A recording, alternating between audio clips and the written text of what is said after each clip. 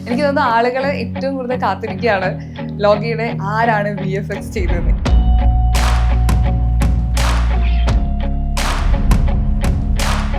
Especially super hero സിനിമയുടെ ഭാഗമാകുക എന്ന് പറയുമ്പോൾ തന്നെ മലയാളി CG VFX ടീമുകൾ വർഷങ്ങളായി ആഗ്രഹിക്കുന്ന ഒരു സംഭവം. സാധാരണ ഒരു മലയാള സിനിമയുടെ പാറ്റേണിൽ നിന്ന് ഇച്ചിരി ഒന്ന് മാറിയിട്ടും കുറച്ച് ബജറ്റും ഇട്ടിട്ട് കുറച്ച് വലിയൊരു പരിപാടി എന്ന രീതിയിലാണ് നമുക്ക് ആദ്യമേ കണക്ട് ആയത്. അതിന് പലതവണ വീണു, പലരും ഇതായി, വീണ്ടും കയറി, അങ്ങനെ ഒരു ബാക്ക് ആൻഡ് ഫോർത്ത് പ്രോസസ്സ് ഉണ്ടായിരുന്നു. പക്ഷെ എൻ്റെ റിസൾട്ട് എത്തിയപ്പം മനസ്സിലായി നമ്മൾ ഇട്ടതിന് ഒരു ഭയങ്കര സുഖം കിട്ടി. 30 കോടിയാണ് ടോട്ടൽ സിനിമയുടെ ഒരു ബഡ്ജറ്റ്. VFXന് എത്ര ബഡ്ജറ്റായി? 10% താഴെ. പേടിയുണ്ട് നിമിഷനൊക്കെ, ഇതൊക്കെ ഇനി വർക്കാവോ, അതായത് പലതവണ ഇത് റിയലിസ്റ്റിക് ആയിട്ട് ഇവിടെ പിടിക്കണം അവിടെ പിടിക്കണം എന്നൊക്കെ പറഞ്ഞിട്ടുള്ള ഡിസ്കഷൻസിൽ പല സമയത്തും ഉണ്ടായിട്ടുണ്ട്. ഡൈഫിൽ നമ്മള് കണ്ട പല സീക്വൻസും ഇങ്ങനെയാണ് ഉണ്ടായിട്ടുള്ളത്.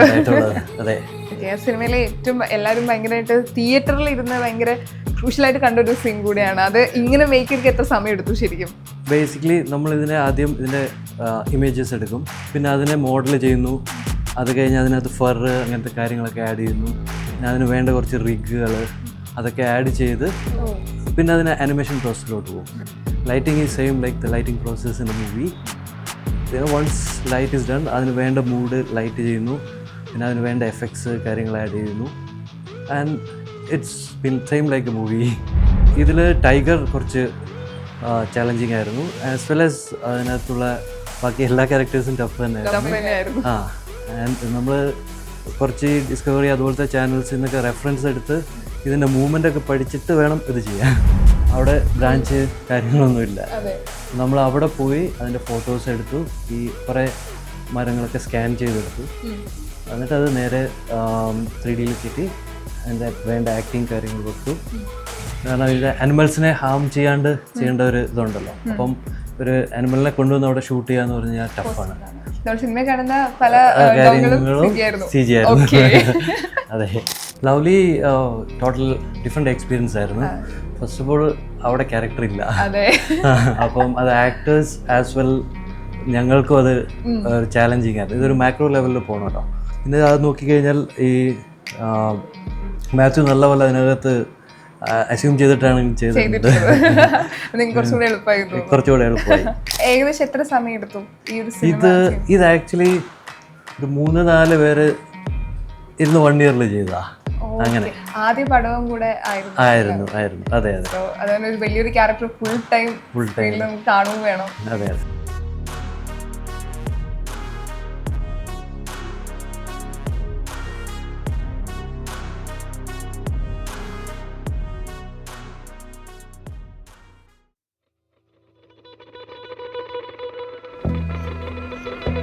ഹായ്, ഹലോ, നമസ്കാരം. സൈനസത് പ്ലസിന്റെ എല്ലാ പ്രേക്ഷകർക്കും സ്വാഗതം. This is me Shijina Jose Prakash. ഇന്ന് ലോകയാണ് എല്ലായിടത്തും ചർച്ചാ വിഷയം. ലോക സിനിമ റിലീസായതിനു ശേഷം ഏറ്റവും കൂടുതൽ ആളുകൾ ചോദിച്ചത് ആരാണ് CG-VFX ചെയ്തതാണ്. അതിന് ഉത്തരം പറയാൻ വേണ്ടി CG-VFX ഡയറക്ടർ അനീഷനാണ് ഇന്നിനെ കൂടെ ജോയിൻ ചെയ്യുന്നത്. സ്വാഗതം. എനിക്ക് തോന്നുന്നു ആളുകൾ ഏറ്റവും കൂടുതൽ കാത്തിരിക്കുകയാണ് ലോകിയുടെ ആരാണ് VFX ചെയ്തത്. എനിക്ക് തോന്നുന്നു നല്ല റെസ്പോൺസ് ആണ് കിട്ടിക്കൊണ്ടിരിക്കുന്നത്. എങ്ങനെയുണ്ട്? ഭയങ്കര സന്തോഷം. എസ്പെഷ്യലി സൂപ്പർ ഹീറോ സിനിമയുടെ ഭാഗമാകുക എന്ന് പറയുമ്പോൾ തന്നെ മലയാളി CG-VFX ടീമുകൾ വർഷങ്ങളായി ആഗ്രഹിക്കുന്ന ഒരു സംഭവം. അത് ഇത്രയും ജനങ്ങളെ അക്സെപ്റ്റ് ചെയ്തു എന്നുള്ളത് പൊളി പരിപാടിയാണ്. ഞങ്ങൾ പടം കാണുന്ന സമയത്ത് ആദ്യത്തെ ഷോട്ട്, അതായത് ഒരു സിറ്റി, ഒരു ബോംബ് ബ്ലാസ്റ്റിംഗ് ഉണ്ട്, ഒരു ഹെലികോപ്റ്റർ പോകുന്നു, അവിടെ തന്നെ ഞങ്ങളെ സിനിമയിൽ ഇന്നായി. ഇതൊരു സാധാരണ പടം അല്ലാന്ന് ഞങ്ങൾ അവിടെ ഇരിക്കുന്ന പ്രേക്ഷകർക്ക് അത് മനസ്സിലായി. ശരിക്കും ഡൊമിനിക് എങ്ങനെയാണ് ഇത് നറേറ്റ് ചെയ്യുന്നത് ഈ കഥ? പുള്ളിക്ക് ഇതെല്ലാം പുള്ളി നറേറ്റ് ചെയ്തിട്ടുണ്ടായിരുന്നു. ഇത് വേറൊരു സ്ഥലത്തൂടെ ആയിരിക്കും ഇത് തുടങ്ങുന്നത്. എനിക്കൊന്ന് നിമിഷിന്റെ കോൺട്രിബ്യൂഷൻ അതിനകത്ത് കുറേ ഉണ്ടായിരുന്നു. നിമിഷിന്റെ പുള്ളി എക്സ്പെരിമെന്റലായിട്ട് ചില സാധനങ്ങൾ ചെയ്യണമെന്നൊക്കെ തോന്നി. അതൊക്കെ ഇത് ഇത്തരം ഷോട്ടുകളൊക്കെ തന്നെയായിരുന്നു. ഇതെങ്ങനെ കണക്ട് ചെയ്യുന്നു എന്നുള്ളത് CG-VFX ആൻഡ് ലൈവ് ആക്ഷൻ, ആ ബ്ലെൻഡിങ്, അതിനെ പറ്റിയിട്ടൊക്കെ ഒരു ഡിസ്കഷൻസ് ഉണ്ടായിരുന്നു. അപ്പോൾ ഇതെല്ലാം ആദ്യമേ ഉണ്ടായിരുന്നു. ഈ സ്റ്റോറിയെ പറ്റി പറയുമ്പോൾ പുള്ളി സൂപ്പർ ഹീറോ തന്നെയാണ് പറഞ്ഞു തുടങ്ങിയത്. ഇത്രയും വലിയൊരു സൂപ്പർ ഹീറോ ആവുമെന്ന് നമ്മൾ അന്ന് ഇത്രയും വിചാരിച്ചില്ല. അത് അവരും വിചാരിച്ചില്ല സത്യം പറഞ്ഞു. അതെ, അത് നരേഷനിൽ എനിക്ക് തോന്നുന്നു ഒരുപാട് ക്യാരക്ടേഴ്സ് ഉണ്ട്, പല പല ക്യാരക്ടേഴ്സ് വരാനുണ്ട്. അപ്പൊ ഇത് ഈ നമ്പർ ഓഫ് ക്യാരക്ടേഴ്സ്, ഇതിന്റെ എമോഷണൽ ഇതെല്ലാം കൂടെ മനസ്സിലാക്കാൻ തന്നെ കുറച്ച് സമയം എടുത്തു. ഇനി പല പല പാർട്ടുകളിലായിട്ട് അത് കണക്ട് ആയി കിടക്കുന്നുണ്ട്. ഇതിനകത്തും കുറെ സാധനങ്ങളുണ്ട്. അത് ഇനി മൂന്നാമത്തെ രണ്ടാമത്തേലൊക്കെ വരും എന്ന രീതിയിലുള്ളൊരു സ്റ്റോറി ടെല്ലിംഗ്. അപ്പം കുറച്ച് കൺഫ്യൂസ്ഡ് ആയിട്ടാണ്. സാധാരണ ഒരു സ്റ്റോറി ഇവിടെ തുടങ്ങി ഒരു ക്യാരക്ടർ ആർക്ക് ക്യാരക്ടർ ഇങ്ങനെ പോയി ഇങ്ങനെ അത് എളുപ്പമുണ്ട്. ഇത് ഒരു വേൾഡ് ബിൽഡിങ്ങിന്റെ ഒരു ഭാഗമായതുകൊണ്ട് കുറച്ച് കോംപ്ലിക്കേറ്റഡ് ആയിരുന്നു. കുറെയൊക്കെ മനസ്സിലായി. ഇപ്പൊ ഡയറക്ടർ പറഞ്ഞിരുന്നത് ഇപ്പൊ ഈ സിനിമയുടെ കഥ ഓരോ ഡിപ്പാർട്ട്മെന്റോട് പറയുന്ന സമയത്ത് അവരുടെ ഒരു 100% ഇൻപുട്ടാണ് അവർ ഇട്ടുകൊണ്ടിരിക്കുന്നത്. കാരണം ഒരു സൂപ്പർ ഹീറോ പടം കൂടിയാണ്. അവരും ഭയങ്കര എക്സൈറ്റഡ് ആയിട്ടുണ്ടായിരുന്നു. ഈ ഒരു ഡിപ്പാർട്ട്മെന്റ് എത്രത്തോളം എക്സൈറ്റഡ് ആയിരുന്നു? കാരണം നമ്മുടെ കയ്യിൽ കിട്ടുന്ന സമയത്ത് ഇത് നമുക്ക് എപ്പോഴും അടിപൊളിയായിട്ട് ചെയ്തു കൊടുക്കാനൊരു തരം നമുക്ക് വരും. ശരിക്കും എങ്ങനെയായിരുന്നു ഈ കഥ കേട്ട സമയത്ത്? നമ്മൾ തുടങ്ങുന്ന സമയത്ത് ഇപ്പം ആക്ടേഴ്സോ അങ്ങനെ അതിനേക്കാൾ കൂടുതൽ ഈ വേൾഡും സൂപ്പർ ഹീറോ എന്ന് പറഞ്ഞ ഇതുമാണ് ഇതിനകത്ത് ബൂസ്റ്റ് ചെയ്യാൻ പോകുന്നത്. സാധാരണ ഒരു മലയാള സിനിമയുടെ പാറ്റേണിൽ നിന്ന് ഇച്ചിരി ഒന്ന് മാറിയിട്ടും കുറച്ച് ബജറ്റും ഇട്ടിട്ട് കുറച്ച് വലിയൊരു പരിപാടി എന്ന രീതിയിലാണ് നമുക്ക് ആദ്യമേ കണക്ട് ആയത് അതിന്. അതുകൊണ്ട് തന്നെ നമ്മൾ കാരണം ഇതിനൊന്നും സംഭവിക്കരുതെന്ന് എവിടെയോ നമ്മൾ തോന്നി തുടങ്ങൂലേ, അങ്ങനെ ഒന്നും ഉണ്ടായിരുന്നു തുടക്കം മുതൽ. അതിനുവേണ്ടി കുറെ ശ്രമിക്കുകയും ചെയ്തു. പലതവണ വീണു, പലരും ഇതായി, വീണ്ടും കയറി, അങ്ങനെ ഒരു ബാക്ക് ആൻഡ് ഫോർത്ത് പ്രോസസ് ഉണ്ടായിരുന്നു. പക്ഷെ എൻ്റെ റിസൾട്ട് എത്തിയപ്പം മനസ്സിലായി നമ്മളെ ഇട്ടതിന് ഒരു ഭയങ്കര സുഖം കിട്ടി. കുറച്ച് കഷ്ടപ്പെട്ടു, ഈ പ്രോസസ്സിനകത്ത് കുറെ കഷ്ടപ്പെട്ടിട്ടുണ്ട്.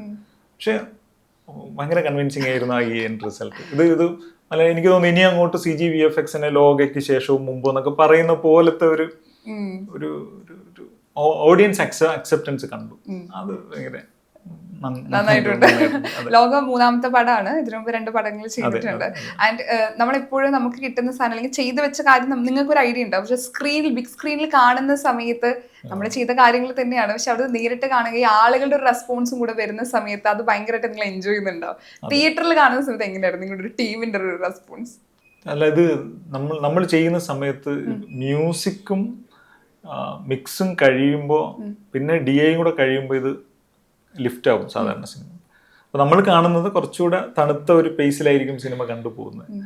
അത് കഴിഞ്ഞ് എന്നിട്ട് ഈ ക്രൗഡിന്റെ റെസ്പോൺസ് കാണുമ്പോഴാണ് നമുക്ക് യഥാർത്ഥ സാറ്റിസ്ഫാക്ഷൻ കിട്ടുക. ഇപ്പം നമ്മളെല്ലാം പുറത്ത് പല സിനിമകളിലും ഇപ്പം ഹോളിവുഡുകളിലും അവിടെയൊക്കെ വർക്ക് ചെയ്തിട്ട് അവിടെ എല്ലാം ഒരു ഷോട്ടിന്റെ ഒരു ചെറിയ ഭാഗത്തിന്റെ ഒരു ചെറിയ സാധനം ചെയ്തിട്ട് നമ്മൾ ഇരിക്കും.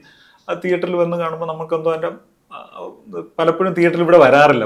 ചില എപ്പിസോഡിക്കൽ വർക്കുകളൊക്കെ ചെയ്ത് കഴിഞ്ഞാൽ ഇവിടെ വരാറേ ഇല്ല. എവിടെയെങ്കിലും ഓസ്ട്രേലിയയിലോ US-ലൊക്കെ പോകും. ഇതിപ്പോൾ ഓഡിയൻസിന്റെ റെസ്പോൺസും അവരത് എൻജോയ് ചെയ്യുന്ന കാണുമ്പോഴാണ് നമുക്കൊരു ആസ് ആൻ ആർട്ടിസ്റ്റ് ഒരു സാറ്റിസ്ഫാക്ഷൻ കിട്ടുക. അത് ഒരുപാട് കിട്ടിയ സിനിമയായിരുന്നു. അതെ, റൈഫിൾ ക്ലബിൽ ഉണ്ടായിരുന്നു, പിന്നെ ലവ്ലി ഉണ്ടായിരുന്നു. ലവ്ലിയിൽ ഒരു വർക്ക് എന്ന രീതിയിൽ നമ്മൾ ഒരുപാട് എൻജോയ് ചെയ്ത് ഒരുപാട് വർക്ക് ചെയ്ത ഒരു സിനിമയാണ്. പക്ഷെ ഓഡിയൻസ് റെസ്പോൺസ് അധികം കിട്ടാത്തത്. റൈഫിൾ ക്ലബ് കുറച്ചുകൂടെ കിട്ടി, പക്ഷെ ലോക ഒരുപാട് കിട്ടി. ഇപ്പൊ പൊതുവെ ഇപ്പൊ പ്രൊഡ്യൂസേഴ്സ് ആയാലും ഇത്ര ബഡ്ജറ്റിൽ ഇത്ര സൂപ്പർ ഹീറോ പടങ്ങൾ ചെയ്യുമ്പോൾ അല്ലെങ്കിൽ ഇങ്ങനത്തെ കഥകൾ വരുന്ന സമയത്ത് ഇന്ത്യക്ക് പുറത്തുള്ള VFX ടീമിനെയാണ് ചിലപ്പം കണക്ട് ചെയ്യുക. പക്ഷെ നമ്മുടെ ഡയറക്ടർ കേരളത്തിനകത്തുള്ള കൊച്ചിയിലെ 2 ടീമിനെയാണ് അപ്രോച്ച് ചെയ്തിട്ടുള്ളത്. ശരിക്കും ഡൊമിനിക് എങ്ങനെയാണ് ശരിക്കും ഈ ഒരു കമ്പനീനെ കോണ്ടാക്ട് ചെയ്യുന്നത് അല്ലെങ്കിൽ കണക്ട് ചെയ്യുന്നത്? അത് പ്രൊഡക്ഷൻ്റെ സൈഡിൽ നിന്നായിരുന്നു എനിക്ക് അത് ഇത് വന്നത്. ബിബിൻ പെരുമ്പള്ളി നമ്മൾ റൈഫിൾ ക്ലബ്ബ് ചെയ്തുകൊണ്ടിരുന്ന സമയത്ത് നമ്മൾ പരിചയപ്പെട്ടിട്ടുണ്ടായിരുന്നു. ആ സമയത്താണ് ഈ സിനിമയുടെ ഡിസ്കഷൻസ് സ്റ്റാർട്ട് ചെയ്തത്. അപ്പോൾ പുള്ളിയായിരുന്നു സജസ്റ്റ് ചെയ്തത് ഇങ്ങനെ. പിന്നെ ഇവിടെ വന്നു, പിന്നെ നിമിഷം ഡൊമിനിക്കൂടെ കഥ പറഞ്ഞു. അങ്ങനെയായിരുന്നു ഇതിനകത്ത് ഇന്നാവുന്നത്. അതുകൊണ്ട് എനിക്ക് തോന്നുന്നത് ഇതിൻ്റെ ബജറ്റിൻ്റെ ഇത് എനിക്കറിയില്ല അതിനെ എങ്ങനെ പറയലെന്ന്. അവർ പുറത്തു പോകാൻ പറ്റിയ ഒരു ബജറ്റ് ഇതിനകത്തില്ല. അപ്പൊ ഇവിടെ അകത്ത് തന്നെ ചെയ്തേ പറ്റൂ. പുറത്തു പോയാൽ പെട്ടുപോകും. അതെ, ഇപ്പൊ 30 കോടിയാണ് ടോട്ടൽ സിനിമയുടെ ഒരു ബഡ്ജറ്റ്. VFXന് എത്ര ബഡ്ജറ്റ് ആയിട്ടുണ്ടാവും? 10% താഴെ. ഓക്കെ, ഇപ്പൊ ആളുകൾക്ക് ചോദിക്കും ഇത്ര ഒരു ചെറിയ ബഡ്ജറ്റുള്ള പടം ഇത്രയും 10% ചെയ്യുന്ന VFX, അതിലെങ്ങനെയായിരിക്കും ഇതിന്റെ ഒരു ഷൂട്ടിംഗ്? ഒരു ഗ്രീൻ മാറ്റ് ആണോ, എങ്ങനെ ഇതിന്റെ ബ്ലൂ മാറ്റ്, എങ്ങനെ ഇതിന്റെ പ്രോസസ്സിംഗ് എങ്ങനെയാണെന്ന് അറിയാൻ ആളുകൾക്കൊരു. നമ്മുടെ സ്റ്റേജ് നമ്മുടെ ലൊക്കേഷനിൽ തന്നെ ഷൂട്ട് ചെയ്യുന്നുണ്ടാവും കുറച്ച് ഭാഗം. പിന്നെ കുറച്ച് ഭാഗം സ്റ്റുഡിയോയിലായിരിക്കും ഉണ്ടാവുക, ബ്ലൂ സ്ക്രീനിൽ. അപ്പോൾ ഈ വേൾഡ് ബിൽഡിംഗ് കൂടുതൽ ആവശ്യം ഉണ്ടാവുമെന്ന് തോന്നുന്ന സാധനങ്ങൾ അധികവും സംഭവിച്ചിട്ടുള്ളത് സ്റ്റുഡിയോകളിലൊക്കെ തന്നെയായിരുന്നു. അത് ഏതൊക്കെയാണെന്ന് പറയാൻ പറ്റില്ല. പണിയെടുത്ത് പോയി ഇങ്ങനെയൊക്കെ പണിഞ്ഞു അല്ലേ എന്ന് തോന്നാൻ സാധ്യത തോന്നുന്നു. Thanks to Nimish. അവരാണ് കൂടുതൽ പ്ലാനിങ്ങിൽ വന്നത്. നമുക്ക് ഇങ്ങനത്തെ ഒന്ന് വേണ്ടതെന്നുള്ളത് അവരുടെ ഒരു ഇത് തന്നെയായിരുന്നു. നിമിഷമൊക്കെ തന്നെയായിരുന്നു അത്. ഓക്കെ, നമുക്ക് ഇത്ര ഭാഗം ഇത് ചെയ്യാം, ഇത്ര ഭാഗം ഇത് ചെയ്യാം. Okay. അപ്പോൾ അതിനകത്ത് അവർ ഈ തരുന്ന സമയത്ത് പേടിയുണ്ട് നിമിഷനൊക്കെ, ഇതൊക്കെ ഇനി വർക്കാവുമോ, അതായത് പലതവണ ഇത് റിയലിസ്റ്റിക് ആയിട്ട് ഇവിടെ പിടിക്കണം അവിടെ പിടിക്കണം എന്നൊക്കെ പറഞ്ഞിട്ടുള്ള ഡിസ്കഷൻസിൽ പല സമയത്തും ഉണ്ടായിട്ടുണ്ട്. പക്ഷെ ഇപ്പം ഓഡിയൻസ് ആണല്ലോ അൾട്ടിമേറ്റും, അതെ, അവിടെ സെറ്റാണ്. VFX ചെയ്ത് തീർക്കാൻ എത്ര മാസം എടുത്തു? എത്ര മാസത്തിലൊരു പ്രോസസ്സിംഗ് ആയിരുന്നു ശരിക്കും? CG ഞാൻ ഈ സിനിമ ഷൂട്ട് ചെയ്ത് തുടക്കം മുതലേ അവരുടെ കൂടെ ട്രാവൽ ചെയ്ത ആളാണ്. ഷൂട്ടുകളിലും ലൊക്കേഷനുകളിലും ഒക്കെ ഉണ്ടായിരുന്നു. ഒരു 5 മാസത്തോളം ഷൂട്ടും പിന്നെ ഒരു 6 മാസത്തോളം അല്ലാത്ത വർക്കുകളുണ്ടായിരുന്നു.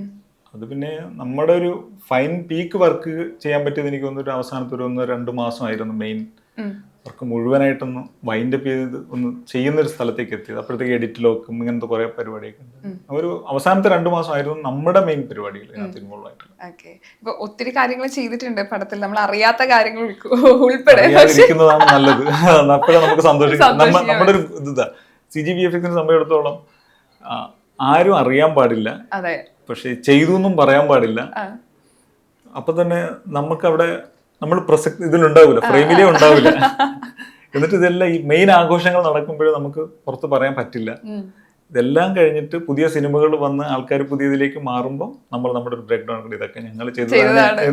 അങ്ങനെയാണ് മിക്കവാറും നമ്മുടെ ക്ലൈമാക്സ് അവിടെയാ സംഭവിക്കുക. ഈ സിനിമയുടെ ക്ലൈമാക്സ് കഴിഞ്ഞ ശേഷമാണ് നമ്മുടെ ക്ലൈമാക്സ് തുടങ്ങാൻ പോകുന്നത്. ഇപ്പൊ ഈ സിനിമ കണ്ടവർ ഒന്നും കൂടെ ലോക തിയേറ്ററിൽ പോയി കാണുന്നു പറയാം. അതിന്റെ റീസൺ കുറെ ഹിഡൻ ആയിട്ടുള്ള ഡീറ്റെയിൽസ് അവിടെ ഇവിടെ ഒളിപ്പിച്ചിട്ടുണ്ട്. ചിലർക്ക് അത് കണ്ടിട്ടും രണ്ടാമത് ചിലപ്പോൾ കാണാനായിട്ട് പോകും. അപ്പൊ ഓഡിയൻസ് ഇത് ഐഡന്റിഫൈ ചെയ്യണമെന്ന് ഓൾറെഡി നിങ്ങൾ പ്ലാനോട് കൂടിയിട്ടാണ് ചെയ്യുക. അത് ആളുകൾ ഐഡന്റിഫൈ ചെയ്ത് അല്ലെങ്കിൽ ട്രോൾ ആയിട്ടും ആളുകൾ അത് സംസാരിക്കും. ശരിക്കും എങ്ങനെയാണ് നിങ്ങളുടെ ഫീൽ? അല്ല, ഇത് എന്നെക്കാൾ കൂടുതൽ സന്തോഷിക്കുന്ന അവരാട്ടോ. CGVFXന്റെ സൈഡിൽ നിന്ന് അധികം അങ്ങനത്തെ അത് എനിക്കൊന്ന് ശാന്തി, ഡൊമിനിക് ഇവരായിരിക്കും ആ ഏരിയയിൽ ഏറ്റവും കൂടുതൽ സന്തോഷിക്കുന്ന തോന്നുന്നത്. ഈ ഒരു ഈസ്റ്റർ എഗ്സ് എന്ന് പറഞ്ഞിട്ട് അവർ പ്ലേസ് ചെയ്തിരിക്കുന്ന സാധനങ്ങൾ നമ്മളെ സംബന്ധിച്ചുള്ള ഇത് കാണുമ്പോൾ നമുക്ക് കുറെ എല്ലാം അസംഷൻസ് അല്ലേ. അപ്പൊ അതിനകത്ത് ആവശ്യമില്ലാത്ത ട്രോളുകളിൽ പോകുന്നവർ നമ്മളിങ്ങനെ ചിരിക്കും. ഓക്കെ, ഇങ്ങനെ അല്ലല്ലോ നമ്മൾ വിചാരിച്ചെന്ന് പറയും. പക്ഷെ കുറെ എല്ലാം എവിടുന്നോ കിട്ടിയിട്ടുണ്ട് ഇൻഫർമേഷൻ എന്നൊക്കെ തോന്നും നമുക്ക്. കണ്ടിരിക്കുക എന്നുള്ളതേ ഉള്ളൂ. കുറെ എഫേർട്ട് ഇട്ട് അത് സ്ക്രീനിൽ കണ്ട് ഭയങ്കര സാറ്റിസ്ഫാക്ഷൻ തോന്നിയിട്ടുള്ള ഒരു സീൻ ഷോട്ട് എന്തെങ്കിലും ഉണ്ടോ? അയ്യോ, അത് ഈ സിനിമയിൽ ഒരു 48 മിനിറ്റോളം വർക്ക് ഉണ്ട്. എവിടെയാന്ന് കണ്ടെത്തിക്കോളൂ. കുറെ പണിഞ്ഞിട്ടുണ്ട്. അത് മൊത്തത്തിൽ ഇതിന്റെ ഒരു ടോട്ടാലിറ്റി ആണല്ലോ നമ്മുടെ. ഇപ്പം ഈ ഷോട്ട് നല്ലത്, ഈ ഷോട്ട് കൊള്ളില്ല എന്ന് പറയുമ്പോൾ ഏത് കുട്ടി നല്ലതെന്ന് ചോദിക്കുന്നത് പഴയ അതുപോലത്തെ ആയിരിക്കും. ഇതിന്റെ ടോട്ടാലിറ്റിയിൽ അതിനെ കാണുമ്പോഴാണ് എനിക്ക് തോന്നുന്നത് അത് ഓക്കെ. ഒന്നും ഗ്രാഫ് നോക്കിയാലെല്ലാം ഒരു രസമുള്ള ഒരു സ്ഥലത്തേക്ക് ഒറ്റ ഒരു ക്വാളിറ്റി സ്റ്റാൻഡേർഡ് പിടിച്ചിട്ടുണ്ടെന്ന് പറയുമ്പോൾ ഒരു സുഖം തന്നെയാണ്. അങ്ങനെയാണ് നമ്മൾ അധികം ഫോക്കസ് ചെയ്യല്. ഈ സിനിമയിൽ ഈ ഒരു ക്വാളിറ്റി സ്റ്റാൻഡേർഡ് ഉണ്ട്, അത് ഈ ഒരു അക്സെപ്റ്റൻസിന് കറക്റ്റ് ആയിരുന്നു. അങ്ങനെയാണ് ഇതിനെ കാണുന്നത്. ഇപ്പം നിമിഷായാലും ഡൊമിനിക് ആയാലും വന്ന് കഥ പറയുന്ന സമയത്ത് VFXന്റെ ഒരു പ്രോസസ്സിംഗ് ഉണ്ടാവുമല്ലോ. ശരിക്കും സ്റ്റെപ്പായിട്ട് എങ്ങനെയായിരിക്കും പ്രോസസ്സിംഗ് നടന്നിട്ടുണ്ടാവുക? നമുക്ക് നമ്മുടെ കയ്യിൽ ഫുട്ടേജ് കിട്ടിയ ശേഷമാണ് തീരുമാനിക്കുക ഇത് ഓക്കെ ഇന്ന കാര്യങ്ങൾ ആഡ് ചെയ്യാം, ഇന്നതൊക്കെ റിമൂവ് ചെയ്യാം. അതിന് മുമ്പ് ഒരു പ്രീ പ്രൊഡക്ഷൻ സമയത്ത് ഒരു പ്ലാൻ ഉണ്ടാവും. ഇത്രയും സാധനമാണ് നമ്മൾ ഷൂട്ട് ചെയ്യാൻ പോകുന്നത്, ഇത്രയും സാധനം നമ്മൾ തന്നെ പ്ലാൻ ചെയ്യണം. അപ്പോൾ അതിൻ്റെ അസറ്റ് ബിൽഡിങ്ങും പരിപാടിയെല്ലാം നമ്മൾ സ്റ്റാർട്ട് ചെയ്യും. എന്നിട്ട് ഷൂട്ട് ചെയ്ത ഫുട്ടേജ് എഡിറ്റിംഗ് കഴിഞ്ഞ് ചില മിക്കവാറും ഇതെല്ലാം എഡിറ്റ് കഴിയുമ്പോഴത്തേക്ക് ഇതിൽ പലതും ഉണ്ടാവില്ല. ചിലപ്പോൾ ഒരു 3 മണിക്കൂറുള്ള സാധനം 2 മണിക്കൂറായി ചുരുങ്ങും. അപ്പോൾ നമ്മൾ പ്ലാൻ ചെയ്ത് പലതും എഡിറ്റിലേ ഉണ്ടാവില്ല. പിന്നെ നമ്മൾ വെറുതെ റിസോഴ്സ് ഇടേണ്ട കാര്യമില്ല. അപ്പോൾ എഡിറ്റ് കഴിഞ്ഞ് ലോക്ക് ചെയ്ത് കിട്ടിക്കഴിഞ്ഞ ശേഷം ഓക്കെ ഈ ഷോട്ട് ഉണ്ട്, നമുക്കൊരു ക്ലാരിറ്റി വരും. അപ്പോൾ നമ്മൾ ഇതിനു വേണ്ടി പ്ലാൻ ചെയ്ത് വെച്ചിട്ടുള്ള അസറ്റ്സും കാര്യങ്ങളും എടുത്ത് നമ്മുടെ CGയിൽ തന്നെ പ്ലേസ് ചെയ്യും. പ്ലേസ് ചെയ്തിട്ട് ഈ അവിടെയുള്ള ബാക്ക്ഗ്രൗണ്ടും ഇവിടെയുള്ള ബാക്ക്ഗ്രൗണ്ടും ഒരുമിച്ച് മാച്ച് ചെയ്യും. ചെയ്തിട്ട് ഇനി ഏതെങ്കിലും ആനിമൽസ് ഉണ്ട് അങ്ങനെ എന്തെങ്കിലും ഉണ്ടെങ്കിൽ അതിനെയും സെപ്പറേറ്റ് പ്ലേസ് ചെയ്യും.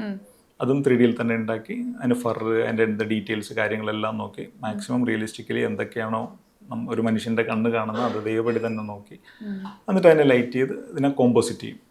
കോമ്പോസിറ്റിംഗ് പ്രോസസ്സിൽ പോകും. ഈ കോമ്പോസിറ്റിംഗ് കഴിഞ്ഞ ശേഷം നമ്മൾ ഇതിനെ പിന്നെ ലെയറുകളായിട്ട് DIയിലേക്ക് പോകും.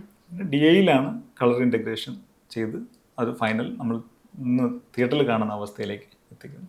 അതാണ് ഇതിൻ്റെ ഒരു ബേസ് പ്രോസസ്സ്. ഓക്കെ, ഈ ടോട്ടലി ഇപ്പം ലിറ്റിൽ ഹിപ്പോ സ്റ്റുഡിയോയിൽ എത്ര ടീമുണ്ട്? നിങ്ങളുടെ ഇത് പുറകിലായിട്ട് പ്രവർത്തിക്കുന്ന എത്ര ടീമുണ്ട്? അല്ല, ഈ ലോകയ്ക്ക് എനിക്ക് ഒരു കുറേ സ്റ്റുഡിയോകൾ ചേർന്നിട്ടുള്ള ഒരു പരിപാടിയായിരുന്നു.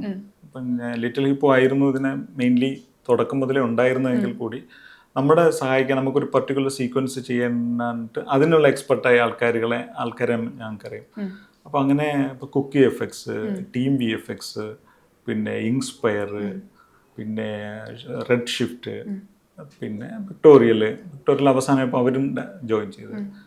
അത് നമ്മുടെ കയ്യിൽ നിൽക്കില്ല എന്ന് തോന്നിയ സമയത്തായിരുന്നു ഇവർക്ക് കുറച്ച് പാനിക്കായി. അപ്പോഴത്തേക്ക് ഇവരും ജോയിൻ ആയി. അങ്ങനെ എല്ലാവരും കൂടെ ചേർന്നിട്ടുള്ള ഒരു ടീം വർക്ക് ആയിരുന്നു. എല്ലാം ഇവിടേക്കുള്ളവരാ. പിന്നെ കുറച്ച് ആർട്ടിസ്റ്റുകളുണ്ട്, അവരുടെ പുറത്ത് പറയാൻ പറ്റില്ല. അവർ ഇന്റർനാഷണലി കൊള്ളാവുന്ന സ്റ്റുഡിയോകളിൽ ഇപ്പോഴും വർക്ക് ചെയ്തുകൊണ്ടിരിക്കുന്നതായതുകൊണ്ടാണ് അവരുടെയൊക്കെ ഒരു സപ്പോർട്ട് ഉണ്ടായിരുന്നു ഈ പ്രോസസ്സിൽ. പൊതുവേ നമ്മൾ VFX കമ്പനിയായിട്ട് നമ്മൾ കോൺടാക്ട് ചെയ്യുന്നത് എപ്പോഴും ഇന്ത്യക്ക് പുറത്തുള്ള ആളുകളെയാണ് എപ്പോഴും നമ്മൾ കണക്ട് ചെയ്യാൻ ആഗ്രഹിക്കുന്നത്, അവരാണ് അപ്രോച്ച് ചെയ്യുന്നത്. കേരളത്തിലെ VFX ടീമിനെ നമ്മൾ അപ്രോച്ച് ചെയ്യുന്നത് വളരെ കുറവാണ്. അതിനൊരു റീസൺ എന്തായിരിക്കും? എനിക്ക് തോന്നുന്നത് എൻ്റെ അറിവിൽ ഞാനിപ്പം പുറത്തുള്ള വലിയ ഹോളിവുഡ് സിനിമകളെ നോക്കിക്കഴിഞ്ഞാലും അതിൻ്റെയൊക്കെ പല മേഖലയിലെയും ക്രാഫ്റ്റഡ് ആയിട്ടുള്ള ആർട്ടിസ്റ്റുകൾ ഈ കേരളത്തിൽ നിന്നും ഒക്കെ പോകുന്നവർ തന്നെയാണ്. ഇപ്പോഴും പല വലിയ ഹോളിവുഡ് സിനിമകൾ നോക്കിയാൽ അവർ തന്നെയാണ്. അവരിങ്ങോട്ട് വരാത്തത് ഇവിടുത്തെ ഇൻഡസ്ട്രിയുടെ ഒരു അൺസ്റ്റെബിലിറ്റി കൊണ്ടാണ്. കേരളം ചെറിയൊരു സ്ഥലമാണ്, വളരെ കുറച്ച് ബഡ്ജറ്റാണ്, അവർക്ക് നേരെ ജീവിക്കാൻ പറ്റില്ല. ഇവിടെ രണ്ടാമത്തെ ബഡ്ജറ്റിൽ പൈസ കിട്ടിയില്ല, തീർന്നു, അതോടെ ഫാമിലിയായിട്ട് മടങ്ങിയിട്ട് അങ്ങനെ അതുകൊണ്ട് പലയിടത്തായിട്ട് നിൽക്കും. പക്ഷെ അവർക്കെല്ലാം ഇവിടെ വന്ന് പുതിയ കാര്യങ്ങൾ ചെയ്യണമെന്ന് ആഗ്രഹമുള്ളവരാണ്. ഇവിടെ തന്നെ ഒരു കൊള്ളാവുന്ന ഒരു ബഡ്ജറ്റിൽ ഒരു സാധനം വന്നു കഴിഞ്ഞാൽ ഒരുപക്ഷെ മുംബൈയിലോ അല്ലെങ്കിൽ ആന്ധ്രാപ്രദേശിലോ ഒക്കെ ആയിരിക്കും പോകും. കാര്യം അവിടെ ഇൻഡസ്ട്രി കുറച്ചുകൂടെ വലുതായതുകൊണ്ട് അവിടെ സ്റ്റേബിൾ ആയിട്ടുള്ള സ്റ്റുഡിയോകൾ കൂടുതലുണ്ട്. ഞങ്ങളിപ്പോൾ തന്നെ ഇപ്പോൾ ഇത്രയും സ്റ്റുഡിയോകൾ മിങ്കിൾ ചെയ്തിട്ട് വർക്ക് ചെയ്തു എന്നൊരു പ്രോസസ്സില്ലേ, അത് ഞങ്ങൾക്ക് ഒരു വലിയ സ്റ്റുഡിയോ ഉണ്ടാക്കി വെച്ച് അവർക്ക് മന്ത്ലി സാലറി കൊടുക്കാൻ പറ്റില്ല. ഇതുപോലെയുള്ള സിനിമകൾ വന്ന് നമുക്ക് കുറച്ചുകൂടെ ഇവിടെ ഉള്ളവർക്കും കോൺഫിഡൻസ് കിട്ടുമ്പോഴായിരിക്കും ഒരു പക്ഷേ ഞങ്ങൾക്ക് നെക്സ്റ്റ് ഒരു സ്റ്റെപ്പിലേക്ക് വളരാനും പറ്റുള്ളൂ. അപ്പോൾ അവിടെ ടാലൻറ്റിൻ്റെ അല്ല പ്രശ്നം, ടാലൻറ്റിനെ പിടിച്ചു നിർത്താൻ നമ്മുടെ അടുത്ത് എക്കോ സിസ്റ്റം അനുവദിക്കാത്തതാണ് എനിക്ക് തോന്നിയൊരു മെയിൻ ഇഷ്യൂ. അങ്ങനെ എക്കോ സിസ്റ്റം ബിൽഡ് ആവുന്നുള്ള ഫസ്റ്റ് സ്റ്റെപ്പ് ആയിരിക്കും ഒരു പക്ഷേ ലോകമെന്ന് ഞാൻ കരുതുന്നു. അതിന് ഇനി ഇത്തരം ഇവിടെ ടീമുണ്ട്, ഇവർക്ക് ചെയ്യാൻ പറ്റും, ഇവർ പ്രൂവ് ചെയ്തവരാണ് എന്നൊക്കെ ഒരു ഇത് വരും. പതിയെ ഇനി നല്ല വലിയ സീക്വൻസുകളും കുറച്ച് വലിയ പരിപാടിയും വരുമ്പോഴത്തേക്കും ഇല്ല ഈ ടീമിനെ നോക്കാം, അല്ലെങ്കിൽ ഇവരോട് പറഞ്ഞാൽ മതി, ഇവർ കണക്ട് ചെയ്ത് സെറ്റ് ചെയ്ത് തരും എന്നൊക്കെ പറഞ്ഞിട്ടുള്ളൊരു കോൺഫിഡൻസ് പതിയെ വരികയും ഫ്യൂച്ചറിൽ സാധാരണ ഇപ്പം മലയാള സിനിമയാണ് ഇന്ത്യയിലും എല്ലാവരും നോക്കുന്നത്, എന്തോ പുതിയ കഥകൾ വരുന്നുണ്ട്, ജോണറുകൾ മാറുന്നുണ്ട് എന്ന് പറഞ്ഞിട്ടുള്ള എല്ലായിടും നോക്കുന്ന പോലെ ഇവിടെയും ഇത് തന്നെ സംഭവിക്കുന്നത് തന്നെയാണ് ഞാൻ കരുതുന്നത്. അതിനുള്ള ടാലൻ്റ് ഉണ്ട്, ടീമുണ്ട്, കൃത്യമായി അസോസിയേറ്റ് ചെയ്ത് ഒരു സ്ഥലത്തേക്ക് പ്ലേസ് ചെയ്യുന്നതിനുള്ള ചില പ്രശ്നങ്ങളായിരിക്കും മിക്കവാറും ഇതിൽ സംഭവിച്ചിട്ടുള്ളത്. അത് നേരെ ആവും. ലോകം വന്നതിന് ശേഷം ആ ഒരു മാറ്റം വെരി മച്ച് ഹോപ്പ്ഫുൾ ആണ് ഞാൻ. അതെ ഇവ റെസ്പോൺസ് ഒത്തിരി വരുന്നുണ്ട്, അതുപോലെ തന്നെ കോൾസും ഒരുപാട് വരുന്നുണ്ട്. അതെ, കുറെ വർക്കുകൾ വരുന്നുണ്ട്, സത്യം. അതിന്റെ ഒരു സന്തോഷമുണ്ട്. ഒരു മൂവി ടീം അപ്രോച്ച് ചെയ്യുന്ന സമയത്ത് VFX ടീം ഫേസ് ചെയ്യുന്ന ഒരു ചലഞ്ചസ് എന്തൊക്കെയാണ് ശരിക്കും? ഇവർക്ക് കുറെ കാര്യങ്ങൾ ചെയ്യാനുണ്ടാവും, അത് തന്നെയാണ് സാധാരണ. അത് മുമ്പെല്ലാം സംഭവിച്ചിരുന്ന ഷൂട്ട് കഴിഞ്ഞ ശേഷം ഫുട്ടേജുമായിട്ട് നമ്മൾ അടുത്തെത്തുന്ന ഒരു പരിപാടിയായിരുന്നു. അതിപ്പോൾ മാറിയിട്ട് ഷൂട്ട് തുടങ്ങുമ്പോഴേ നമ്മളടുത്ത് കഥ വന്ന് പറയുകയും നമുക്കിതെങ്ങനെ അപ്രോച്ച് ചെയ്യാമെന്ന് ചിന്തിക്കുകയും ചെയ്യുന്നൊരു തലത്തിലേക്ക് വളർന്നിട്ടുണ്ട്. എന്നിട്ട് ഇപ്പോൾ റീസെൻ്റ്ലി സംഭവിക്കുന്നത് ഇതിൻ്റെ പ്രിവ്യൂസ് ഉണ്ടാക്കുക, അതായത് സിനിമ തുടങ്ങുന്നതിന് മുമ്പ് തന്നെ എൻ്റെ സിനിമ എങ്ങനെ ഉണ്ടാവണമെന്നോ നമ്മൾ ബ്ലെൻഡറിൽ 3D ഉണ്ടാക്കി അതിനെ നമ്മൾ ക്യാമറ സെറ്റ് ചെയ്ത് അത് എല്ലാം റെഡിയാക്കി ലോക്ക് ചെയ്ത ശേഷം ഇങ്ങനെ ഷൂട്ട് ചെയ്തിട്ട് ഈവൻ റഫ് മ്യൂസിക് വരെ ചെയ്ത ശേഷം അതിനുശേഷം ഷൂട്ടിന് പോകുന്ന രീതിയിലേക്ക് ഇപ്പം മാറുന്നുണ്ട്. അത് ബജറ്റിന് നന്നായിട്ട് സഹായിക്കുന്നൊരു പരിപാടിയാണ്. നമ്മൾ സാധാരണ പെട്ടുപോകുന്നത് ഇവരൊരു പ്ലാനിൽ പോവും, ഫുട്ടേജ് കിട്ടുമ്പോൾ നമ്മൾ വേറൊരു പ്ലാനിലായി പോവും. ഇത് രണ്ടും കൂടെ ചെയ്തെടുക്കാനുള്ള ഒരു ടൈം കൺസ്ട്രെയിൻ എന്തായാലും അവസാനം കയറി വരും. പ്രൊഡക്ഷന് സമയത്തോളം റിലീസ് ഡേറ്റ് അവർ പ്രഖ്യാപിച്ചിട്ടായിരിക്കും എവിടെ VFX കൊടുക്കുന്നതെന്ന് ചിന്തിക്കുന്നത്. ഇങ്ങനെയൊക്കെയുള്ള കൺസ്ട്രെയിൻസ് ആയിരുന്നു മെയിൻലി മുമ്പുണ്ടായിരുന്നത്. ഇപ്പോൾ അത് ഒരു പരിധിവരെ മാറി വരുന്നുണ്ട്. എനിക്ക് തോന്നുന്നു ഈ സിനിമയൊക്കെ നമ്മളെടുത്ത് തുടക്കത്തിലേ സംസാരിക്കാതിരുന്നാൽ പല പ്ലാനിങ്ങുകളും ഇവിടെ എത്തുകയോ തീർക്കുകയോ ചെയ്യാൻ പറ്റുമെന്ന് തോന്നുന്നില്ല. ഇത് എനിക്കൊന്ന് ഈ പ്രൊഡക്ഷൻ ഹൗസസുകൾ ഇപ്പം കുറച്ച് കൂടുതൽ ചിന്തിക്കുന്നുണ്ട്. ഇത് ഇത്രയും സമയം ഒരു 6 months എങ്കിലും മിനിമം കൊള്ളാവുന്നൊരു സൂപ്പർ ഹീറോയെ പുറത്തിറക്കണമെങ്കിൽ ഒരു 6 മാസം ഷൂട്ട് കഴിഞ്ഞിട്ട് കൊടുക്കണം എന്നുള്ളതാണ് എൻ്റെ റിക്വസ്റ്റ്. മിനിമമാണ് 6 മാസത്തിന് മുകളിലേ വരുള്ളൂ. 6 മാസമെങ്കിലും കൊടുത്താലേ അതൊരു സിനിമയായി മാറുള്ളൂ. ഇല്ലെന്നുണ്ടെങ്കിൽ ഹാഫ് ബേക്ക്ഡ് സാധനം പോവുകയും ചെയ്യും. മലയാളികൾക്ക് അല്ലെന്നുണ്ടെങ്കിൽ ഇവിടുന്ന് VFX സ്റ്റുഡിയോക്ക് പണി വെക്കാൻ അറിയില്ല എന്ന് പറയേണ്ടി വരും. ഇതെല്ലാം കണക്റ്റഡ് ആണ്. ഇപ്പൊ ഒത്തിരി വലിയ ബഡ്ജറ്റുള്ള സിനിമകളിൽ പലപ്പോഴൊക്കെ VFX-ൽ പരാജയങ്ങൾ സംഭവിക്കുന്ന റീസൺ ഇതുകൊണ്ട് തന്നെയാണോ? സമയം ഒരു പരിധിവരെ ഇതായിരിക്കും. പിന്നെ വിഷന്റെ പ്രശ്നമായിരിക്കാം. പിന്നെ എന്തായാലും ഒരുപാട് കൺസ്ട്രെയിൻസിന്റെ ഇടയിൽ ഇതൊരു ബിസിനസ് ആണല്ലോ. അപ്പൊ അതിന് തന്നെ അതുകൊണ്ട് എൻ്റെ പ്രൊഡക്ഷന്റെ സൈഡിൽ നിന്നുള്ളതായിരിക്കാം, ഡയറക്ടറുടെ വിഷൻ ആയിരിക്കാം. എവിടെയെങ്കിലും ഒന്ന് മിസ്മാച്ച് വന്നു കഴിഞ്ഞാൽ പ്രശ്നം തന്നെയാണ്. അത് എല്ലാം കൃത്യമായി സിങ്ക് ആവുമ്പോഴാണ് നല്ല പ്രൊഡക്റ്റ് ആവുന്നതെന്ന് എനിക്ക് തോന്നുന്നു. ഇപ്പം VFX പഠിക്കണം എന്ന് ആഗ്രഹമുള്ള ഒത്തിരി ആളുകളുണ്ട്. ഇപ്പൊ തന്നെ ഒത്തിരി പേർക്ക് അത് പഠിക്കണം, ട്രൈ ചെയ്യണമെന്നുണ്ടാവും. അപ്പൊ അവരുടെ ജേർണി സ്റ്റാർട്ട് ചെയ്യാൻ അവർ ഏത് കോഴ്സ് എടുക്കണം, എവിടെ നിന്ന് പഠിക്കണം, അങ്ങനെ ഒത്തിരി പേർക്ക് അറിയണം എന്ന് ആഗ്രഹമുണ്ട്. സോ അതിന്റെ ഒരു സ്റ്റാർട്ടിങ് എങ്ങനെയായിരിക്കണം? യൂട്യൂബാണ് ഏറ്റവും വലിയ ഗുരു എന്ന് എനിക്ക് വിശ്വസിക്കുന്ന ആളാണ്. എന്തും പഠിക്കാം. നിങ്ങൾക്ക് ബ്ലെൻഡറിന്റെ ബിഗിനേഴ്സ് ട്യൂട്ടോറിയൽ എന്ന് പറഞ്ഞ് കയറുക, നിങ്ങൾക്ക് വേണ്ട ബേസിക് സാധനം എന്താണ് ടൈപ്പ് ചെയ്ത് കഴിഞ്ഞാൽ അത് അവിടെ ഉണ്ടാവും. ഇത് വർക്ക് ചെയ്യുന്ന ഏതെങ്കിലും ഒരാളെ കണ്ടെത്തുക. നിങ്ങളൊരു ഇൻസ്റ്റിറ്റ്യൂട്ടിലും, ഞാനായിട്ട് പേഴ്സണലി ഞാൻ പറയില്ല, ഇൻസ്റ്റിറ്റ്യൂട്ടിൽ പോയി കഴിഞ്ഞാൽ ഒരു ഇതിങ്ങനെ പഠിക്കാൻ ഫസ്റ്റ് നിങ്ങൾക്ക് ഈ പരിപാടിക്ക് എന്തെങ്കിലും ഇൻട്രസ്റ്റ് ഉണ്ടോ എന്ന് നോക്കുക. ചിലപ്പോൾ ഇത് രാവിലെ ഇരുന്നിട്ട് പിറ്റേ ദിവസം രാവിലെ വരെ ഒറ്റ ഇരിപ്പിരുന്നിട്ട് ഒരു സാധനം ചെയ്യാനുള്ളൊരു ഇതുണ്ടാവൂലേ, ആ സംഭവം നിങ്ങളിൽ എവിടെയെങ്കിലും ഉണ്ടോ? ഈ ഔട്ട്പുട്ട് കാണുമ്പോൾ നിങ്ങൾക്ക് എന്തെങ്കിലും സന്തോഷം കിട്ടുന്നുണ്ടോ എന്നും ഒന്ന് പരീക്ഷിച്ച് നോക്കുക. അതിനുള്ള ക്ഷമയും ഇതും ഉണ്ടെങ്കിൽ എനിക്ക് തോന്നുന്നു ഏതെങ്കിലും ഒരാളിനെ കണ്ടെത്തുക, അയാളുടെ ഒപ്പം വർക്ക് ചെയ്യാനുള്ള സാഹചര്യങ്ങൾ നോക്കുക. അങ്ങനെ ഒരെങ്കിലും പ്രൊഡക്ഷൻ വൈസ് വർക്ക് ചെയ്യുന്ന ടീമുകളുമായി കണക്ട് ചെയ്ത് പതിയെ പതിയെ തുടങ്ങുന്നതായിരിക്കും നല്ലത്. എന്നിട്ട് ടൂൾസ് പഠിക്കാൻ യൂട്യൂബോ അതുപോലെയുള്ള ഇപ്പം സോഷ്യൽ മീഡിയയിൽ വെറുതെ പഠിപ്പിച്ചു തരും. ജസ്റ്റ് ഒന്ന് ഇരിക്കുക. അങ്ങനെയാണെന്നുണ്ടെങ്കിൽ അതായിരിക്കും എനിക്ക് തോന്നുന്നത് ഒരു നല്ല ഇത് വർക്ക് ആവുന്നുണ്ടെങ്കിൽ മാത്രം. പിന്നെ നിങ്ങൾക്ക് ഒരു എക്സ്പോഷറിന് വേണമെന്നുണ്ടെങ്കിൽ വലിയ വലിയ ഇൻസ്റ്റിറ്റ്യൂട്ടുകളിൽ പോയി പഠിക്കണം, അല്ലെങ്കിൽ NID ഒക്കെ അങ്ങനെയൊക്കെ പോകണമെന്നുണ്ടെങ്കിൽ അത് വേറൊരു കരിയർ പാത്താണ്. ഈ VFX ഇത്തരം കാര്യങ്ങൾ ചെയ്യാനും പുതിയ സാധനങ്ങൾ ക്രിയേറ്റ് ചെയ്യാനും ഉള്ളിലൊരു സംഭവം ഉണ്ടായാൽ സെറ്റാണ്. ബാക്കി എല്ലാം ചുറ്റുമുണ്ട്. ഇപ്പൊ കുറെ പേർക്കുള്ള ഡൗട്ടാണ്, ഈ ഡ്രോയിങ് അറിയണോ VFX പഠിക്കാൻ, അല്ലെങ്കിൽ ഈ ഒരു ഫീൽഡിലേക്ക് വരാൻ എന്നൊരു ഡൗട്ട് ഉണ്ടാവും. ശരിക്കും ഡ്രോയിങ് അറിയേണ്ടതുണ്ടോ? ഇല്ല, ഡ്രോയിങ് അറിയണമെന്ന് നിർബന്ധമില്ല. ഡ്രോയിങ് അറിയാമെങ്കിൽ നിങ്ങൾക്ക് ഒരാൾക്ക് കമ്മ്യൂണിക്കേറ്റ് ചെയ്യാനായിട്ട് ഇങ്ങനെ ചെയ്താൽ നല്ലത് എന്ന് പറഞ്ഞു കൊടുക്കാൻ എളുപ്പമായിരിക്കും. അതിൽ കൂടുതൽ നിങ്ങൾക്കൊരു ഇതിനകത്തൊരു എക്സ്പെർട്ട് ആവണമെന്നുണ്ടെങ്കിൽ ഡ്രോയിങ് അറിയണമെന്നുണ്ടെങ്കിൽ വലിയ നിർബന്ധം ഉള്ളൊരു സംഭവമല്ല. പക്ഷെ നിങ്ങൾക്ക് കമ്മ്യൂണിക്കേറ്റ് ചെയ്യാനായിട്ട് നിങ്ങൾക്കിപ്പം ഒരു 3D മീഡിയത്തിൽ കയറിയിട്ട് നിങ്ങൾക്ക് കുറേ സാധനങ്ങൾ ഉണ്ടാക്കിയിട്ട് ഇതാണ് ഞാൻ ഉദ്ദേശിച്ചത് എന്ന് കമ്മ്യൂണിക്കേറ്റ് ചെയ്യുക, അല്ലെങ്കിൽ നിങ്ങൾക്ക് പറഞ്ഞു മനസ്സിലാക്കാൻ, അല്ലെങ്കിൽ ഇതിനെ വിഷ്വലൈസ് തലയിലൊരു സാധനം ഉണ്ടായാലും ഇത് വേറെ ആൾ കമ്മ്യൂണിക്കേറ്റ് ചെയ്യുക എന്നുള്ളതേ ഉള്ളൂ നമ്മൾ ചെയ്യുന്ന പരിപാടി. തലയിൽ ഉണ്ടാകുന്നുണ്ടോ എന്ന് നോക്കുക. ഉണ്ടാകുന്നുണ്ടെങ്കിൽ അത് പറഞ്ഞു കൊടുക്കാൻ നിങ്ങളുടെ ഏത് പരിപാടി നോക്കുക. അതിന് വരയ്ക്കണമെന്നുള്ളത് അത് ഒരു വേ മാത്രമായിട്ടാണ് തോന്നുന്നത്. ഏത് വഴി കൂടെ വേണമെങ്കിലും എക്സ്പ്രസ് ചെയ്യാൻ പറ്റി കഴിഞ്ഞാൽ അത് വർക്കാവും. ഇതിനകത്ത് VFX-നകത്ത് വരയ്ക്കണമെന്ന് നിർബന്ധമില്ല. ഇപ്പം VFX എഡിറ്റിംഗ് ഇത് നമ്മളൊരു കോമ്പറ്റീഷനിൽ പോകണം, അല്ലെങ്കിൽ അത് ഒരുമിച്ച് വരുമ്പോഴേക്കാണ് നമുക്ക് സ്ക്രീനിൽ കാണാൻ ഒരു ഭംഗി ഉണ്ടാവും, അല്ലെങ്കിൽ നമുക്ക് അതൊരു വിശ്വാസയോഗ്യമാവും. അപ്പോൾ അതെങ്ങനെ ഉണ്ടായിരുന്നു? നമുക്കൊരു 2 വർഷമായിട്ടാണ് എഡിറ്റ് വന്നത്. ആദ്യം ഒരു വർഷം വന്നു, അത് കഴിഞ്ഞ് 2 മാസം കഴിഞ്ഞപ്പോൾ വീണ്ടും വേറെ ഇട്ട്. 2ാമത്തെ വർഷം വന്നപ്പോഴത്തേക്കും ഇത് നല്ല ടൈമിങ്ങും എല്ലാം ചമഞ്ചാക്കായിരുന്നു. പുള്ളിയുടെ ആക്ഷൻ കട്ടുകളൊക്കെ അത്യാവശ്യം നല്ല രസമുള്ള പരിപാടിയാണ്. ഇത് വന്നു കഴിഞ്ഞപ്പോഴത്തേക്കും നമ്മുടെ ഇത് വീണ്ടും മാറി. പിന്നെ ചിലതൊക്കെ പുള്ളി തന്നെ നമ്മളറിയാത്ത രീതിയിൽ ചില പരിപാടികൾ ചെയ്തു വെക്കും. അപ്പം ക്യാമറയിൽ ഇല്ലാത്തത് ചിലപ്പോൾ പുള്ളി തന്നെ ആക്കി വെക്കും. അപ്പോൾ അതിൻ്റെ എക്സ്റ്റൻഷൻസ് ഇങ്ങനെ കുറേ ബാക്ക് ആൻഡ് ഫോർത്ത് പരിപാടിയുണ്ട്. പിന്നെ ചിലതിൻ്റെയൊക്കെ ഇപ്പോൾ ചാടുക, ഓടുക, അല്ലെങ്കിൽ ഇവിടെ നിന്ന് എക്സിറ്റ് ആവുക എന്നൊക്കെ പറയുന്ന ടൈമിങ്ങുകൾ ചിലപ്പോൾ അങ്ങോട്ടും ഇങ്ങോട്ടും. അപ്പോൾ നമ്മൾ നമ്മുടെ ഒരു ടൈമിങ് അങ്ങോട്ട് അയച്ചു കൊടുക്കും, അവിടുന്ന് പുള്ളി ഒരു ടൈമിങ് ഇങ്ങോട്ട് അയക്കും എന്നൊക്കെ പറയുന്ന ഒരു ബാക്ക് ആൻഡ് ഫോർത്ത് ഉണ്ടാവും. അപ്പോൾ അതെല്ലാം പുള്ളി നന്നായിട്ട് തന്നെ ആ ഒരു കോർഡിനേഷനും പ്രശ്നങ്ങൾ വലിയ ഇഷ്യൂ ഉണ്ടായില്ല. പിന്നെ ഈ ഫൂട്ടേജിനകത്ത് വേറെ ചില എഫക്ട്സുകൾ ഉണ്ടാവും പുള്ളിയുടെ സൈഡിൽ നിന്നുള്ള. അപ്പോൾ അത് നമ്മൾ തന്നെ ആയിരിക്കും ചെയ്തു കൊടുക്കുക. പുള്ളി ബേസ് ഇട്ട് തരും, നമ്മളതിവിടെ കണ്ടു. അപ്പോൾ അങ്ങനെ ഒരു ബാക്ക് ആൻഡ് ഫോർത്ത് ഉണ്ടായിരുന്നു. സമയം ഭയങ്കര കുറവായിരുന്നു നമുക്ക്. പക്ഷേ ഈ പ്രോസസ്സ് ചെയ്യാനായിട്ട് ഓണത്തിന് റിലീസ് ചെയ്യുക എന്നൊരു ഇതിലേക്ക് നമ്മളെല്ലാവരും സ്റ്റിക്ക് ഓൺ ചെയ്തപ്പോഴത്തേക്കും ഉള്ളൊരു പ്രശ്നം ഉണ്ടായെങ്കിലും, പക്ഷെ അത് ഭയങ്കര തിയേറ്ററിൽ അവസാനം എത്തുമ്പോൾ കഷ്ടപ്പാടുകളെല്ലാം നമ്മൾ മറന്നു. അതിന്റെ റിസൾട്ട് ഇപ്പൊ കണ്ടുകൊണ്ടിരിക്കല്ലേ. ഇപ്പം ചെയ്തതിലെ VFX-ല് മാറ്റങ്ങൾ വന്നിട്ടുണ്ടോ, അല്ലെങ്കിൽ തിരുത്തുകൾ കാണിച്ച് ഇതിൽ എന്തെങ്കിലും കട്ട് ചെയ്ത് കളയാ? അത് ഒരുപാട് വരും. അങ്ങോട്ട് ഇത് പ്രോസസ്സിൽ ചില ഇതെല്ലാം ചെയ്ത് കഴിഞ്ഞ് നമ്മൾ അവിടെ എഡിറ്റില് ചില അവസാനത്തെ 5 ഫ്രെയിം 3 ഫ്രെയിം കട്ട് ചെയ്ത് കളയും. കാര്യം അവരെ സംബന്ധിച്ചും ക്രിസ്പാക്കി ഈ 3 ഫ്രെയിം സ്റ്റോറി ടെൽ ചെയ്യാനായിട്ട് ഹെൽപ്പ് ചെയ്യുന്നില്ലെങ്കിൽ എടുത്ത് കളയുക എന്നുള്ളതായിരിക്കും പുള്ളി ചെയ്യുക. അങ്ങനെ ക്രിസ്പ് ചെയ്തിട്ടുള്ള എഡിറ്റും കൂടെ ആണ് ഇതിനകത്ത്. അപ്പോൾ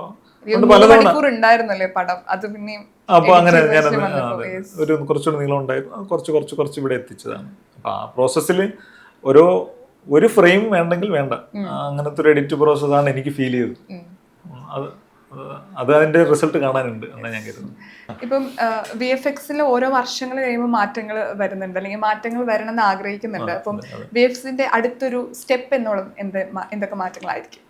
VFX-നകത്ത് AI കുറച്ചുകൂടെ ഒക്കെ കയറി വരും.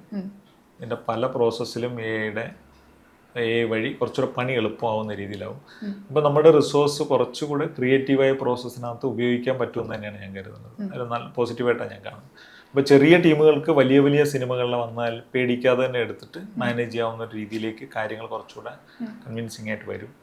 പിന്നെ എനിക്ക് തോന്നുന്നു ഈ സ്റ്റോറി ടെല്ലിങ് ലൈവ് ആക്ഷൻ ഫുട്ടേജും CG കൂടെ ഉള്ളൊരു മിക്സാണ് ഇപ്പം പലപ്പോഴും ആയി വരാൻ പോകുന്നത്. ഇനി അങ്ങോട്ട് CG മാത്രമായിട്ട് വന്നിട്ടും ഇതിനേക്കാൾ നമുക്കൊരു തിയേറ്ററിൽ മൊമെന്റുകൾ ബിൽഡ് ചെയ്യാൻ പറ്റുന്ന രീതിയിലേക്ക് കാര്യങ്ങൾ കുറച്ചുകൂടെയൊക്കെ മാറാൻ സാധ്യതയുണ്ട്. കാര്യം പോരാതെ വരുമല്ലോ, നമുക്ക് എന്ത് കണ്ടന്റുകളിൽ വലുതും വലിപ്പവും കൂട്ടി വരണം. അപ്പോൾ അങ്ങനെ ഒരു സ്ഥലത്തേക്ക് പോകുമ്പോൾ ഇനി ഇങ്ങോട്ട് അനിമെ പോലുള്ള പരിപാടികളും പിന്നെ അതിനകത്ത് VFX ഓറിയന്റഡ് എങ്ങനെ നമ്മളെ ഈ ഓഡിയൻസ് കണക്ട് ചെയ്യുന്ന സ്റ്റോറി ടെല്ലിങ്ങും ഒക്കെ വന്നിട്ട് വേറൊരു തലത്തിലേക്ക് ഇത് മാറാൻ സാധ്യതയുണ്ട്. അന്ന് AI സഹായവും എല്ലാം ചേർന്നിട്ട് പുതിയ മൊമെന്റുകളും പുതിയ സ്റ്റോറി ടെല്ലിങ്ങും പുതിയ സന്തോഷവും ഓഡിയൻസിന് ബിൽഡ് ചെയ്ത് അതൊരു ബിസിനസ്സായി മാറുന്ന സ്ഥലത്തേക്കാണ് ഞാൻ കാണുന്നത്. അപ്പോൾ എന്തായാലും AI വളർത്തുന്നുണ്ട്. ഇനി അനിമെ പോലെയുള്ള പ്രോസസ്സുകൾ ഒരുപാട് കയറി വരുന്നുണ്ട്. അപ്പോൾ ഈ പുതിയ ജനറേഷൻ എനിക്ക് തോന്നുന്നു അവരുടെ ഒരുപാട് അനിമെ ഫാൻസ് ഉണ്ട്, വലിയ ഫോളോവേഴ്സ് ഉണ്ട്, ബിഗ് ടീമുണ്ട്. അവരെല്ലാവരും കൂടെ ഒക്കെ കയറി അവരെ ഇനി തൃപ്തിപ്പെടുത്തണമെന്നുണ്ടെങ്കിൽ നമ്മുടെ ഈ ചെറിയ VFX പോരാതെ വരും. അപ്പോൾ നമ്മൾ വേറെ വഴികൾ അന്വേഷിക്കണം. അപ്പോൾ ഇതെല്ലാം പുഷ് ചെയ്ത് കയറും. അപ്പോൾ AI സപ്പോർട്ടൊക്കെ കയറി 1, 2, 3 വർഷത്തിനുള്ളിൽ AI കുറച്ചുകൂടെയൊക്കെ ആധിപത്യം സ്ഥാപിക്കും. അതുകൊണ്ട് അത് നമുക്ക് ആ ടൂളുകളും മാക്സിമം ഉപയോഗിച്ചുകൊണ്ട് പുതിയൊരു സ്റ്റോറി ടെല്ലിംഗ് ബിൽഡ് ചെയ്യാൻ പറ്റുമെന്ന് തന്നെയാണ് പോസിറ്റീവായി ഞാൻ കാണുന്നതിന്. നല്ല പരിപാടിയായിരിക്കും. ഞങ്ങളും കാത്തിരിക്കുകയാണ് അങ്ങനെ ഒരു മാറ്റത്തിനും. ഇപ്പൊ കഥ പറച്ചിലെ രീതി ചേഞ്ച് ചെയ്യാൻ വേണ്ടി ഞങ്ങളും കാത്തിരിക്കുകയാണ്.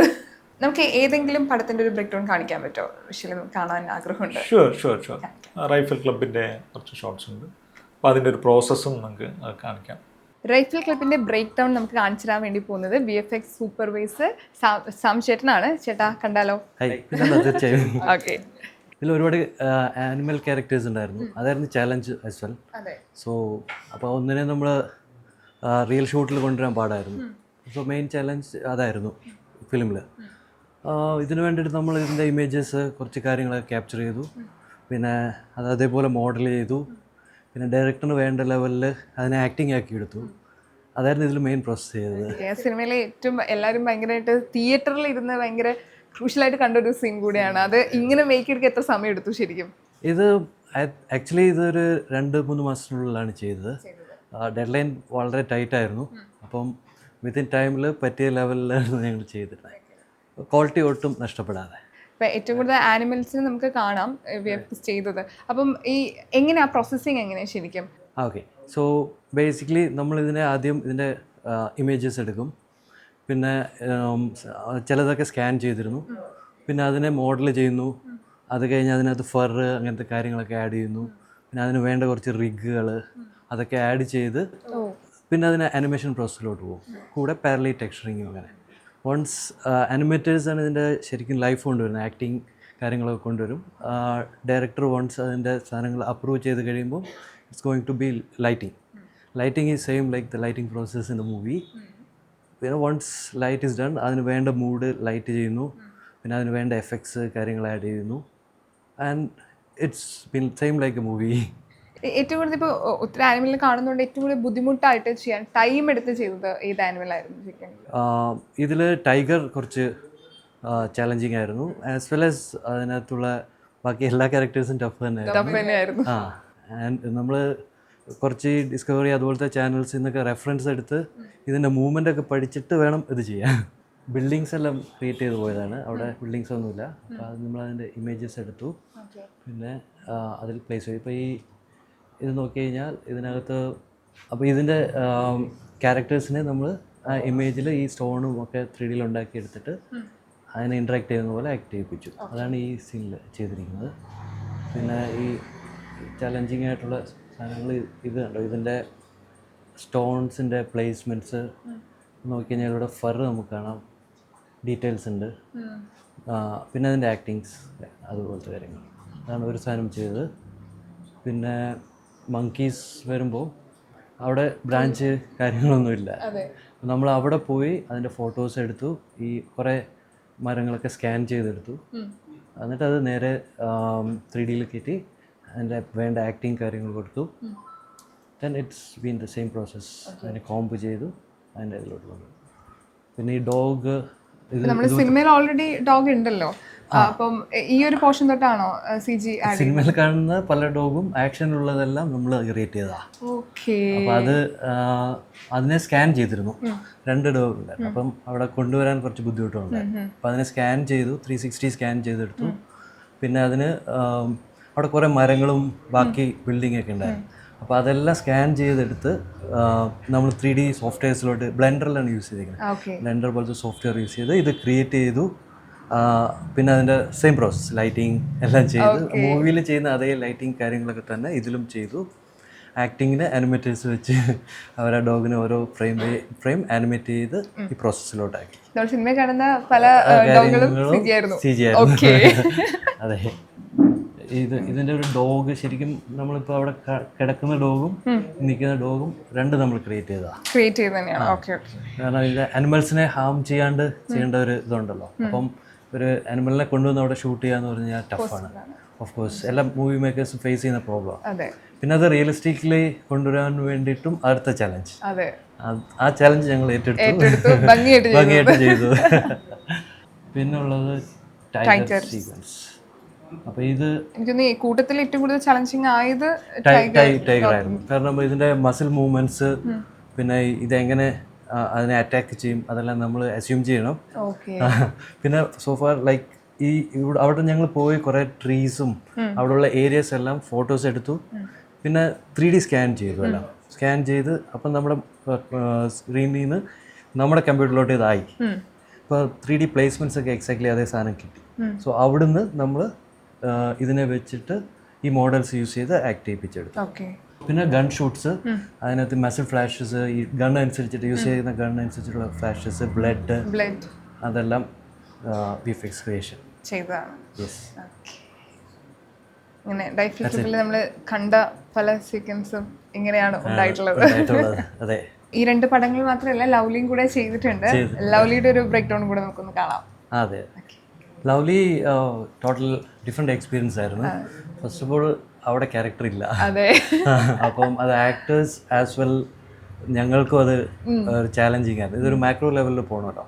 അപ്പം ഇതിനകത്തുള്ള പല ക്യാമറ മൂവ്മെൻറ്റ്സും നമ്മൾ ഷൂട്ട് ചെയ്ത് കഴിഞ്ഞ് പിന്നെ 3D വന്നും കൂടെ കുറച്ച് എൻഹാൻസ് ചെയ്തതാണ്. പിന്നെ ഇതിലുണ്ട് കുറേ സാധനങ്ങൾ 3D മാത്രം ചെയ്തേക്കുന്നതാണ്. അതായത് നിങ്ങൾ കാണുമ്പോൾ ഷൂട്ട് ചെയ്തതാണെന്ന് വിചാരിക്കും, പക്ഷെ അല്ല, നമ്മൾ തന്നെ ചെയ്തിരിക്കുന്നത്, ക്രിയേറ്റ് ചെയ്തിരിക്കുന്നതാണ്. പിന്നെ ഇതിൻ്റെ ഏറ്റവും ചാലഞ്ച് എന്ന് പറഞ്ഞാൽ ഇത് ക്ലോസിൽ വരുമ്പം ഇതിനെ ആക്ട് ചെയ്യിപ്പിക്കണം, ഇത് ഇമോഷൻസ് കൊണ്ടുവരണം. ഇതായിരുന്നു ഇതിനകത്ത് ഫേസ് ചെയ്ത ഏറ്റവും വലിയ ചാലഞ്ച്. ലൈക്ക് വളരെ മൈന്യൂട്ട് ആകുമ്പം ഫോക്കസ് അഡ്ജസ്റ്റ് ചെയ്യുന്നത് ഉൾപ്പെടെ. പിന്നെ ഇതിന് വായും ഒന്നുമില്ലല്ലോ, അപ്പോൾ കണ്ണ് കരയാൻ അതൊക്കെ ടഫായിരുന്നു. അപ്പോൾ അത് നമ്മൾ അതിൻ്റെ ജസ്റ്റേഴ്സ് വെച്ചിട്ടായിരുന്നു ഇതിൻ്റെ കൂടുതൽ ഇമോഷൻസ് കൊണ്ടുവരാൻ ശ്രമിച്ചിരിക്കുന്നത്. പിന്നെ അത് നോക്കിക്കഴിഞ്ഞാൽ ഈ മാത്യു നല്ല പോലെ അതിനകത്ത് അസ്യൂം ചെയ്തിട്ടാണ് കുറച്ചുകൂടെ എളുപ്പമായി. ടീച്ചർ കാണുന്ന സ്ഥലത്ത് ഞങ്ങൾ വിചാരിച്ചത് എങ്ങനെയാണ് ക്രിയേറ്റ് ചെയ്തത്. അതെ. ഇതിൽ വേറെ ചലഞ്ച് ഞങ്ങൾ ഫേസ് ചെയ്തതെന്ന് വെച്ചാൽ ഇത്രയും റിയലിസ്റ്റിക് ആക്കുന്നു, അത്രയും ഇതൊരു സാധാരണ ഈച്ചയാവും. അപ്പോൾ അതിന് നമ്മൾ കുറച്ചുകൂടെ ക്യാരക്ടേഴ്സ് കൊടുത്തു, അതിനെ കുറച്ചുകൂടെ ഡ്രാമാറ്റിക് ആക്കി. അപ്പോൾ അല്ലെങ്കിൽ അത് ക്യാരക്ടർ ആവില്ല. അതായിരുന്നു ഇതിനകത്ത് ഫേസ് ചെയ്തത് വലിയൊരു ചലഞ്ച് എന്ന് പറയുന്നത്. ഏകദേശം എത്ര സമയം എടുത്തു ഈ ഒരു സിനിമ? ഇത് ആക്ച്വലി ഒരു 3-4 പേര് ഇരുന്ന് 1 ഇയറിൽ ചെയ്താ. അങ്ങനെ ആദ്യ പടവും കൂടെ ആയിരുന്നു. അതെ. അതാണ് ഒരു വലിയൊരു ക്യാരക്ടർ ഫുൾ ടൈം നമുക്ക് കാണുകയും വേണം. അതെ. ആദ്യം ഇത് 10 മിനിറ്റ്സ് എന്തോ ആയിരുന്നു പ്ലാൻ ചെയ്തിരുന്നത്. പിന്നെ ഇതിൻ്റെ ഓരോ ഷോർട്സ് കാണുമ്പോൾ അതിൻ്റെ director okay let's make it little more better എന്ന് പറഞ്ഞു. അങ്ങനെ അത് ഇതും ഐ തിങ്ക് 30-40 മിനിറ്റ്സ് ഫുൾ ക്യാരക്ടറാണ്. പിന്നെ അതിൻ്റെ ആനിമേഷനിലായിരുന്നു നമ്മൾ ഫേസ് ചെയ്ത ഏറ്റവും വലിയ ചാലഞ്ച്. കാരണം ഇതിൻ്റെ കൈ, കാല്, ചിറക്, അപ്പോൾ ഇതിൽ വെച്ചിട്ട് വേണം നമ്മളിതിൻ്റെ ഇമോഷൻ ഡെലിവറി ചെയ്യാൻ. പിന്നെ ചില സ്ഥലത്ത് പോകുമ്പോൾ ക്യാമറ വൈഡ് ആകുമ്പോൾ ഇതിനെ കാണില്ല. അപ്പോൾ നമുക്ക് ചിലപ്പോൾ ഇൻറ്റൻഷ്യലി കുറച്ചൊന്ന് ബിഗ് ആക്കേണ്ടി വരും.